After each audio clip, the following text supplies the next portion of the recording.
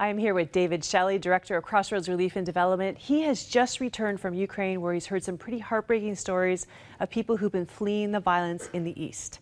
Dave, thanks for joining us and welcome back to Canada. Yeah, it's great to be back. It was a little on the cold side there, a bit of snow, but it was great. Great visit. You're used to traveling to warmer places when it's cold here, so that must have been different. Yeah, it was always great to see our friends and partners in Ukraine, though, and visit them and see what they're doing on the ground. Well, yeah, tell me what you did see, because really you were there to look into the situation. You know, we've been very concerned as we've been watching what's happening in Ukraine. The UN estimates over 400,000 people are displaced within the country. And I know you were there visiting with refugees and looking at the help that we're already giving. Tell me about that experience. Well, it's very disturbing. I mean, the people there that have flown from the East, I mean, they've flown from oppression, and they've really had to just pick up and leave with just the clothes on their back and whatever small belongings they could. So they're restarting actually from fleeing. I visited with, young parents with 3 young girls, and the rebels and army camped in the field behind their home, and they just had to go. And you could see on their face the strain and the stress. And even on the people who haven't flown, left the East and are IDPs, you can see their concern that the oppression that used to be in Ukraine years and years ago is threatening to come back. And it's disturbing to meet with people that you can see the fear in their face. Well, we've talked to people on this program who are saying that persecution is actually rising against Christians in particular, that they're being targeted. And you actually heard that story from 2 sisters that you talked to. Tell me their story. Yeah, they were from Donetsk, and when the fighting broke out, their crime, I guess, was to go to the city square and pray for peace. And they were, which, it is oppression against Christians. There's been pastors killed, and many people know the stories.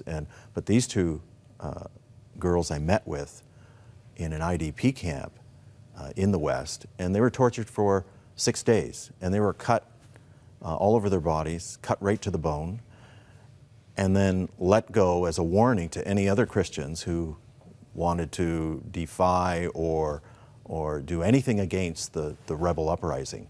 And so you could see how traumatized they still were, because when they were released, Christians got them to a hospital and got them cared for, but the psychological, strain was on their faces, and we were trying to meet with them and see if we could help them in some way. I could see that. I saw some of the footage you brought back, Dave, and I could see the fear on their face. And I know many people wouldn't even agree to go on camera because they still have family in the East, and they're concerned about that. Yeah, exactly. They were, they said, please don't show our faces. If someone sees us, they'll find out who we are.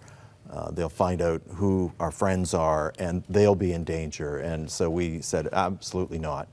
Tell us your story, but we'll keep you off the camera. And that was important. Well, from the minute this conflict broke out, we've been in talks, what are we going to do? Because we're already helping in orphanages there. We've been helping there for how long? Oh, boy, it's been 8 years or so that we've been helping in orphanages, and I visited some of the orphanages when I was there. I had some time to do that.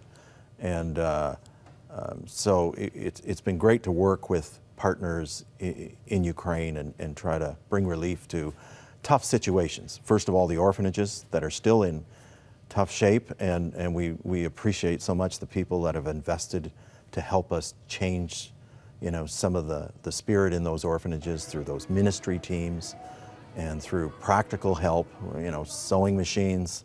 We've put into an orphanage. It was 350 kids in this orphanage, real tough, bad buildings and everything, but they had no vocational program for the girls. And so we sponsored sewing machines at this another orphanage. And when I was there was all the little girls had been waiting, I think, for a few hours. We were late as usual, and so they were so proud to show us how they could make a stitch, and so Yeah. It was great to see the joy on their face. And you can't underestimate the power of vocational training for those kids, because when they age out of an orphanage at 18, they don't have a family to support them. They have no money to continue their education, and many of them end up on street crime, prostitution, or even they commit suicide. So giving them a chance to have a career or a way to make money is huge. Yeah, and the people at the orphanage kind of emphasize that again, saying, you know what, we're starting these girls at a young age in this program, and so when they graduate, they'll be sewers, so they could find a job in a factory sewing. And so they thought it was so important, and they were so grateful. And yeah.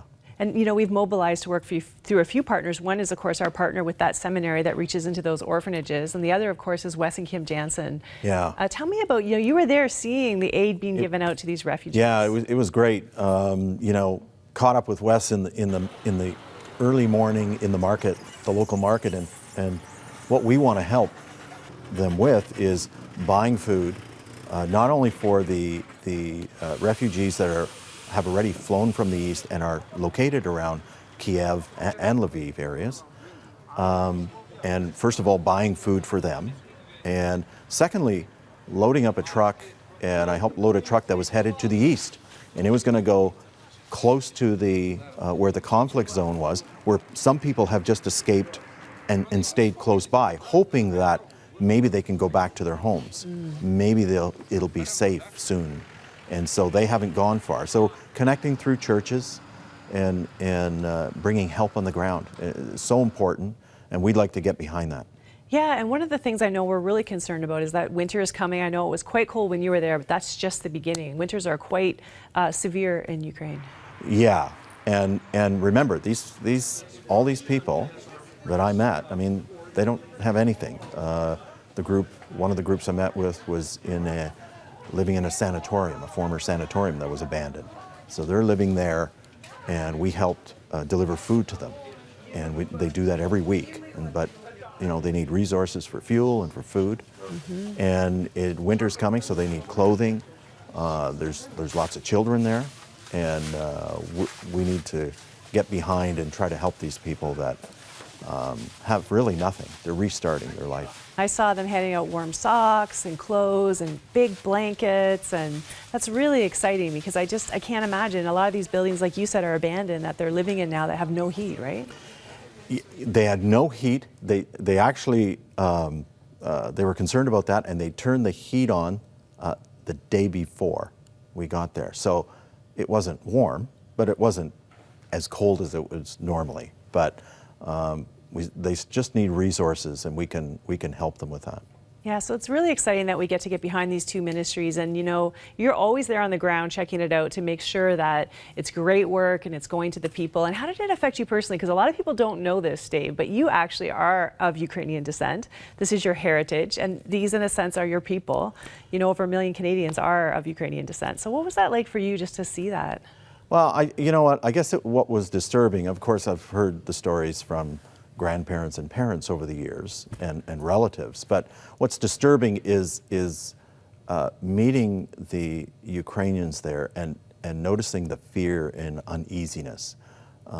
They were used to, if you look at the history, they were used to being under oppression, under really, they were not allowed the freedoms that we are. And to see the fear in their faces, and to talk to the people even living in the West saying, well, we don't know what's going to happen, who's going to attack us next, that was really disturbing, seeing time kind of going back to years and years ago, where they were under oppression and finally free. They felt the freedom, and now it's being taken back. So that was really bothersome and disturbing for me. Well, Dave, thank you for going there and hearing their stories. I know sometimes bearing witness is comfort, sometimes just to hear them and know that they're cared for and that people are mobilizing to help them, and the help that we're hoping to give. So just appreciate all of your work. Yeah, it's just a privilege to go and to serve on behalf of Crossroads in Ukraine, and we've done such great work there, and we're just hoping to do a little bit more to help some people that left everything behind. No, it's going to be great. Thank you. And so, as Dave said, we are mobilizing to help people in Ukraine that are displaced within their country. And we've told our partners we're going to come back to Canada, we're going to tell the stories that we've heard, and we're going to do everything we can to make a difference. And we know your hearts. We know that Ukrainians are loved here in Canada, and we've been a great country to support them. So if you've heard this and you want to help people that have been displaced get ready for this cold winter that's coming, please call the number on your screen right now, 1-800-265-3100. You can also go to our website, give instantly online at crossroads.ca. We so appreciate you partnering with us and helping to make a difference for people who are suffering around the world.